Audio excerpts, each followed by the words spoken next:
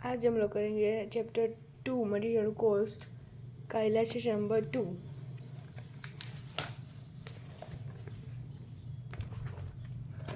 Illustration number 2 क्या पूछा है? At what price per unit, मतलब प्राइस पर यूनिट निकालना है पहले, तो वो क्लियर हो गया। Would part number A32 be entered in the store laser if the following invoices were receive from supplier. देखो इसमें क्या बोला है, invoices was received from a supplier, मतलब ये जिसके बारे में पूछा है प्राइस पर यूनिट निकालना, वो मैन्युफैक्चरिंग एंटिटी होगा, तभी तो सप्लायर से इनवॉइसेस मिले। फिर क्या इन्फॉर्मेशन दी है? 2000 units, part number A32 at 5 rupees, तो उसका वैल्यू दिया है, उसमें से डिस्काउंट माइनस किया है, GST ऐड किया है and packaging charges and all add किया है। फिर इन्फॉर्मेशन दी है 2% cash discount will be given if payment is made in 13 days. अगर 30 दिन में पेमेंट कर दिया है तो 2% का कैश डिस्काउंट भी मिल सकता है, बट यहाँ कैश डिस्काउंट को इग्नोर करना है। कैश डिस्काउंट वैल्यूएशन में कॉस्ट पर यूनिट कैलकुलेट करते समय इंक्लूड नहीं होता। एंड फिर दिया है document sustaining payment of GST are enclose for claiming input credit, मतलब इस पर ITC मिल सकता है। तो इसका मतलब क्या होगा कि GST हमने जो एडबैक किया है वो नहीं होना चाहिए था, क्योंकि ITC मिल रहा है। अगर ITC मिल रहा है तो GST ऐड नहीं करना है, और अगर ITC नहीं मिल रहा है, अवेलेबल नहीं है, तो ही GST ऐड करना है।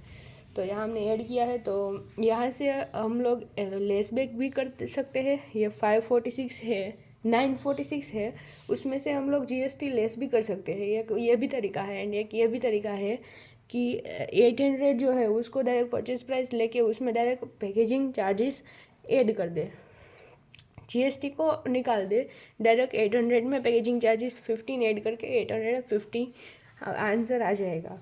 और या फिर ऐसे भी कर सकते हैं कि 946 में से GST कितना था 96, तो इसमें से 96 माइनस कर देंगे, 946 माइनस 96, तो भी 850 आएगा। दोनों आंसर सेम ही रहेंगे। इसका फॉर्मेट मैं आपको दिखा देती हूँ। देखो, calculating the valuation of material receipt, पहले परचेज प्राइस लेते हैं, परचेज प्राइस और मटेरियल प्राइस दोनों एक ही है, एंड फिर उसमें ये सारे आइटम्स ऐड करते हैं और ये सारे आइटम्स लेस करते हैं। For example road tax, toll tax, GST, अगर ITC अवेलेबल है, तो ऐड करेंगे। Sorry not available, ITC not available, अगर ITC अवेलेबल नहीं है तो ऐड करेंगे। फिर custom duty, insurance, commission, freight inward and shortage in case of a normal situation, अगर नॉर्मल शॉर्टेज है तो ही ऐड होगा, एबनॉर्मल है तो ऐड नहीं होगा। फिर ये सारे आइटम लेस कर देंगे। ITC बेनिफिट लिया है, मतलब यहाँ हमने ITC बेनिफिट मिल सकता है, फिर भी हमने ऐड कर दिया है, तो उसको यहाँ से लेस कर देंगे।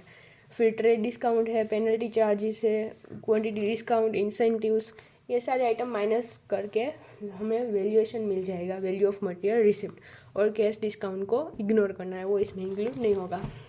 तो इसी तरह ICI के आंसर में भी ऐसा ही है कि उसने परचेज प्राइस ले ली है डायरेक्ट 800, एंड फिर उसमें पैकेजिंग चार्जेस ऐड कर दिए 15, एंड 850 आ गया टोटल प्राइस। एंड उसमें प्राइस पर यूनिट पूछा था, तो इसको नंबर ऑफ़ यूनिट परचेज से डिवाइड कर देंगे तो कॉस्ट पर यूनिट भी मिल जाएगा। यह भी तरीका है।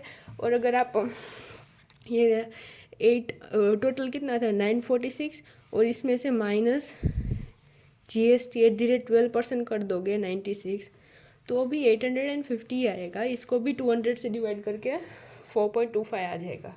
दोनों ही से तरीके अलग अलग है, बट आंसर सेम आएंगे। आपको जो ठीक लगे वो आप कर सकते हो एग्ज़ाम में। So this is our illustration number 2। I hope आप लोगों को समझ में आया होगा।